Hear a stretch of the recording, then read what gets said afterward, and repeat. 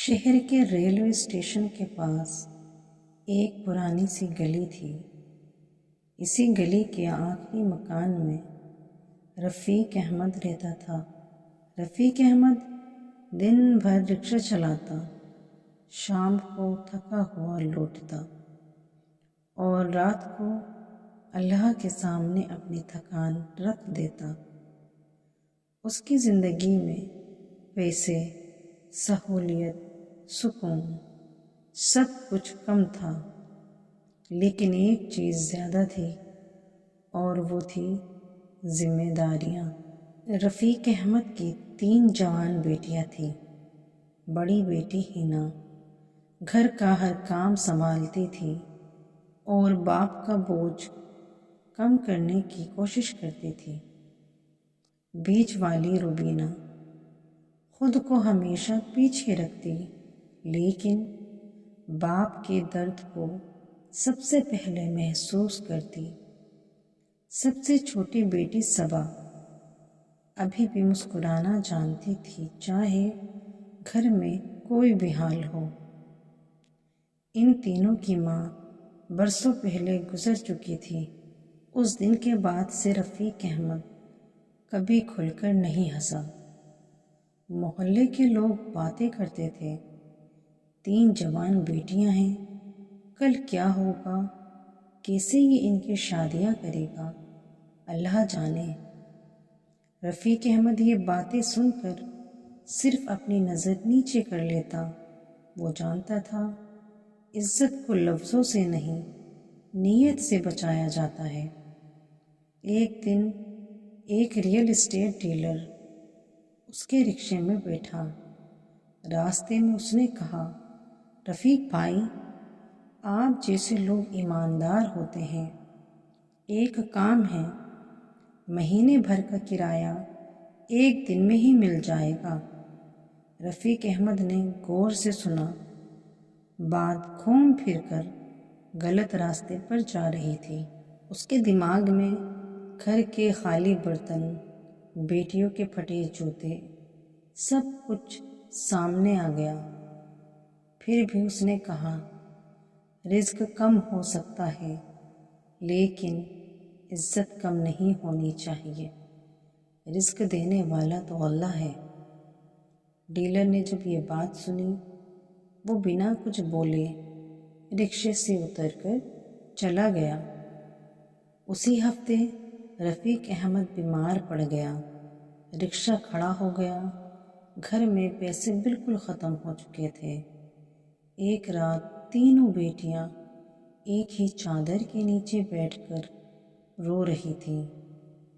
پھر ہنا نے کہا، ابو، اگر ہم آپ پر بوجھ ہیں تو ہم کہیں کام کر لیتے ہیں۔ یہ سنتے ہی رفیق احمد کی آواز بھرا گئی، تم میری ذمہ داری ہو، میری مجبوری نہیں۔ میں جو بھی ہوں، جیسا بھی ہوں، میں تم تینوں کی ذمہ داری اٹھا سکتا ہوں۔ ابھی تمہارا باپ زندہ ہے، تمہیں گھر سے باہر جا کر کام کرنے کی کوئی بھی ضرورت نہیں ہے۔ یہ سننے کے بعد ہینا خاموش ہو گئی۔ کچھ دن کے بعد رفیق احمد دوبارہ سے اپنے کام پر جانا شروع کر دیے۔ ایک خاموش سی عورت رفیق احمد کے رکشے میں روزانہ بیٹھتی اور رکشے کا پورا کرایہ دے کر چلی جاتی۔ ایک دن اس عورت نے رفیق احمد سے پوچھا، تم اپنی بیٹیوں کی اتنی فکر کیوں کرتے ہو؟ رفیق احمد نے صرف اتنا کہا، کیونکہ کل اللہ مجھ سے پوچھے گا۔ وہی عورت اصل میں ایک بڑے NGO کی ہیڈ تھی، جو غریب لیکن ایماندار لوگوں کو ڈھونڈ رہی تھی۔ اس نے رفیق احمد کو اپنے آفس میں بلایا اور کہا، تم صرف رکشے والے نہیں ہو، تم ایک مثال ہو۔ رفیق احمد کو فکسڈ نوکری، میڈیکل سہولیت اور عزت مل گئی۔ وقت کے ساتھ اللہ نے وہ منظر بھی دکھایا جس کا تصور رفیق احمد صرف اپنی تنہا دعاؤں میں کرتا تھا۔ وہ منظر جو پہلے اسے ناممکن لگتا تھا، اب دھیرے دھیرے حقیقت بننے لگا۔ سب سے پہلے بات ہنا کی آئی۔ ہنا بچپن سے ہی صبر اور سمجھداری کی مثال تھی۔ اس کے لیے رشتہ آیا ایک مالدار دیندار تاجر کا۔ جب رشتہ دیکھنے والے آئے تو انہوں نے گھر کی سادی سی حالت دیکھی، لیکن لڑکی کی تربیت نے ان سب پر گہرا اثر چھوڑا۔ اس تاجر نے بالکل صاف الفاظ میں کہا، ہمیں دولت کی ضرورت نہیں ہے، ہمیں ایسی لڑکی چاہیے جو گھر کو ایمان اور صبر سے بھر دے۔ رفیق احمد کی آنکھیں بھر آئیں، کیونکہ آج پہلی بار اس کی غریبی نہیں، اس کی ایمانداری اور اس کی بیٹیوں کی پرورش کو سمجھا جا رہا تھا۔ رفیق احمد نے ہینا کی شادی کر دی اور اس کے کچھ عرصے بعد روبینہ کا رشتہ آیا۔ روبینہ کم بولنے والی لڑکی تھی، لیکن اس کی آنکھوں میں حیا اور زبان میں ادب صاف نظر آتا تھا۔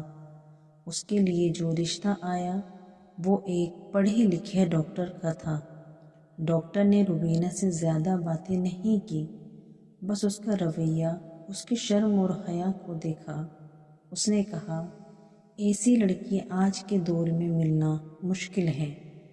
اس کی شرم اور حیا ہی اس کی سب سے بڑی خوبی ہے۔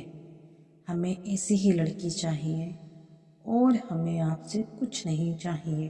رفیق احمد نے اللہ کا شکر ادا کیا اور سجدے میں اللہ کے سامنے گر پڑا اور اللہ سے باتیں کرنے لگا۔ کچھ عرصے میں روبینہ کی شادی بھی ہو گئی۔ اس کے بعد وقت گزرا اور پھر آخری بیٹی صبا کی باری آئی، جو سب سے چھوٹی تھی، لیکن باپ کے درد اور محنت کو سب سے اچھے سے سمجھنے والی وہی تھی۔ اس کے لیے رشتہ آیا ایک انجینئر کا، جو صرف پڑھے لکھے ہونے کے ساتھ ساتھ اخلاق اور ذمہ داریوں کو بھی اہمیت دیتا تھا۔ جب اس انجینئر نے رفیق احمد کی زندگی کے بارے میں سنا تو اس نے کہا، مجھے ایسی لڑکی چاہیے جس کا باپ مشکل وقت میں بھی صبر سے کھڑا ہوتا ہو۔ اگر باپ اتنا مضبوط ہو تو بیٹی بھی مضبوط ضرور ہوگی۔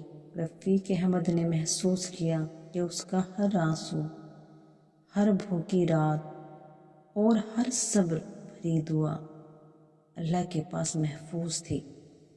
تینوں بیٹیاں اچھے، عزت دار اور مالدار گھروں میں چلی گئیں۔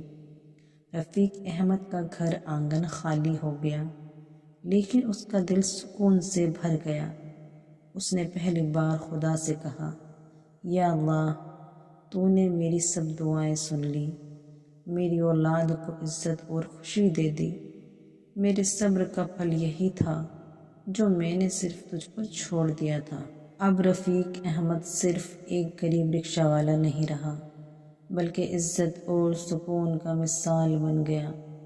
لوگ جو پہلے اس کی غریبی کا ہنس کر مذاق اڑاتے تھے، آج اس کی عزت کرتے ہیں، اس کی ایماندار اور صبر کی تعریف کرتے ہیں۔ اسی طرح سے اس کہانی سے ہمیں یہ سیکھ ملتی ہے کہ اللہ سے امید رکھنے والے اور صبر کرنے والوں کا انجام ہمیشہ اچھا ہوتا ہے۔ امید ہے آپ کو ہماری آج کی کہانی پسند آئی ہوگی، تو ہماری کہانی کو لائک اور شیئر ضرور کریں۔ اسی اور ویڈیوز کے لیے ہمارے چینل کو سبسکرائب کریں۔